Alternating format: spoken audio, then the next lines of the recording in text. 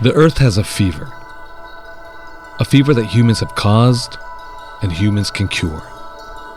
The good news is that people around the world are working to fix it. This is the story of how one state is making a difference and what the rest of us can learn from their experience. It's not just the planet that is sick. Our communities are being poisoned too.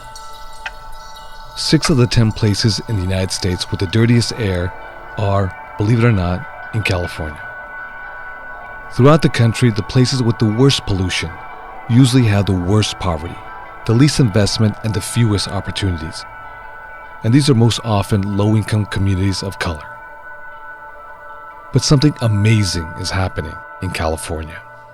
We're transforming people's lives by creating new jobs, by improving health, and saving people money on energy and transportation costs. We're giving disadvantaged communities an opportunity to do something on climate change and solving poverty and pollution at the same time. Poverty and pollution have historically been seen as such big problems that they have to be tackled separately. What we now know is that these issues are so interconnected that they can't be solved unless we think of them together, and that's what we're doing here. Over half of all Americans breathe unhealthy air, putting them at risk for asthma, lung damage, and premature death.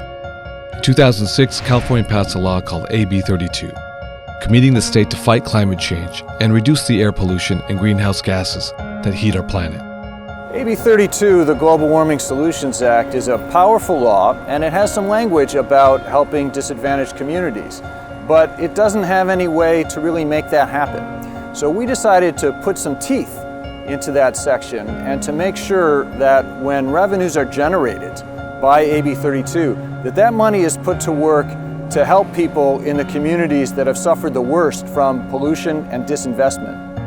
So advocates for underserved communities led by the California Climate Equity Coalition worked with the legislature to pass a new law called SB 535. That law guaranteed that at least 1/4 of the money raised from polluters must go to projects that benefit communities struggling with poverty and pollution, with 10% guaranteed to go to projects actually located in those communities. Today, that money paid by polluters helps low-income families weatherize their homes and get solar power. It's improving public transportation and putting affordable housing next to transit. It's planting trees in urban neighborhoods. All over America, communities need these same things.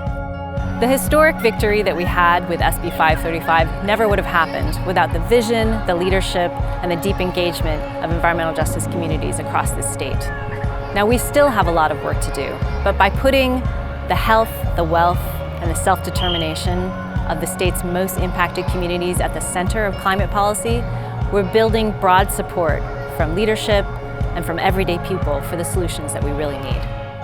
But it's not just about cleaning up the air or helping people save money on their electricity bill. It's also about putting people to work and building a new, sustainable economy. When we help communities struggling with poverty and pollution, we give the people in those communities a chance at real careers and a brighter future for themselves and their children.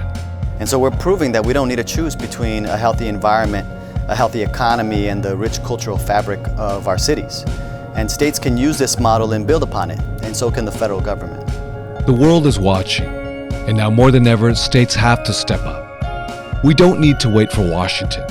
Let's stand together to put a price on carbon that invests in green jobs, better health, and a just transition for all, starting with those on the front lines of pollution and climate change. Join us at frontlinesfirst.org to learn how you can get involved.